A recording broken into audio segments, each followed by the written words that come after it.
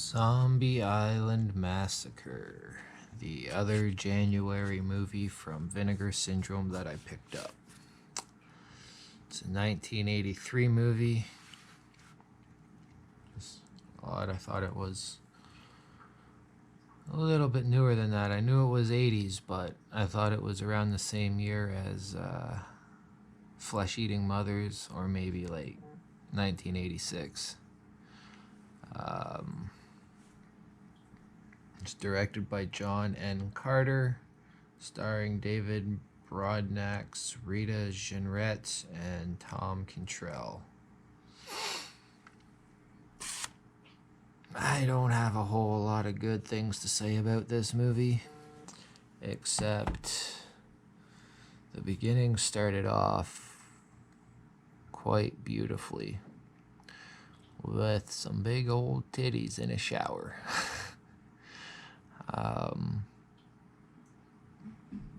Yeah, that's almost all the good I can say about this movie. Some of the kills were cool, but this movie did not feel like I was watching a Vinegar Syndrome movie.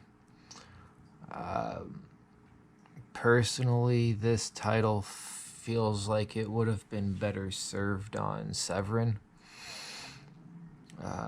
That's not a knock on Severin by any means. It's just this movie feels more like their type of release with all of their other cannibal type movies.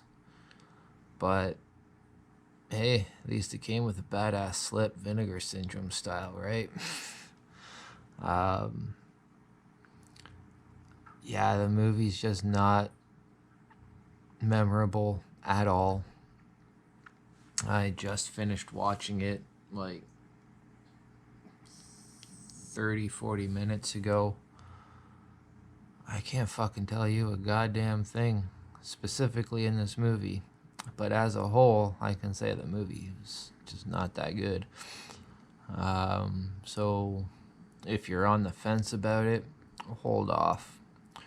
Wait until you have some extra cash to fill out the Vinegar Syndrome one, your Vinegar Syndrome shelving, before grabbing this one. There's much better movies from them to get first. And also, too, the Extra 3 pre-order is up right now. You'd be better off grabbing that than this, I think. I haven't seen Extra 3, but it sounds really fucking bloody.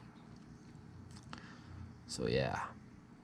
Zombie Island Massacre 3. Or what the fuck am I talking about? Next to 3. Zombie Island Massacre. Just not a good movie. Maybe if I was fucking stoned or something, I'd like it, but I'm completely fucking sober right now.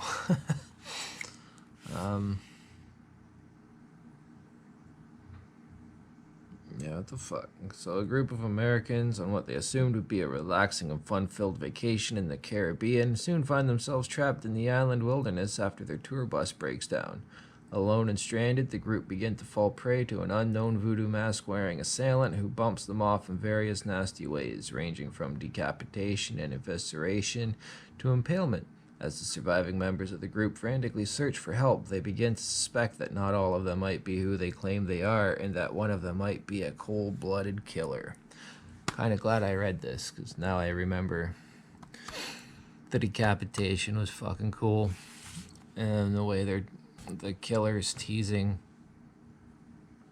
the survivors, putting their buddy's head on a stick right out of the house. It's just great. I do like it when the killer's a prick to the ones he's stalking. I love that shit. But yeah, as you could tell from my overly enthusiastic manner right now, you gotta get this movie. Okay, scratch the sarcasm. Seriously, don't rush out to get this. Unless you're a completionist, you don't fucking need it. It's one of the, it's another one of the Trauma Vinegar Syndrome tag teams.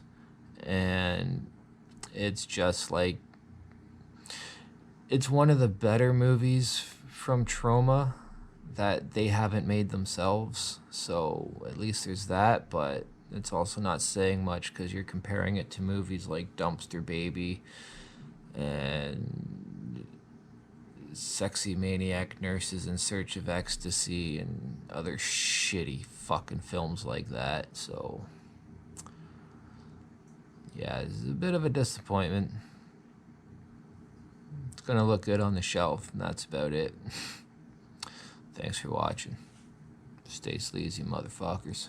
Peace.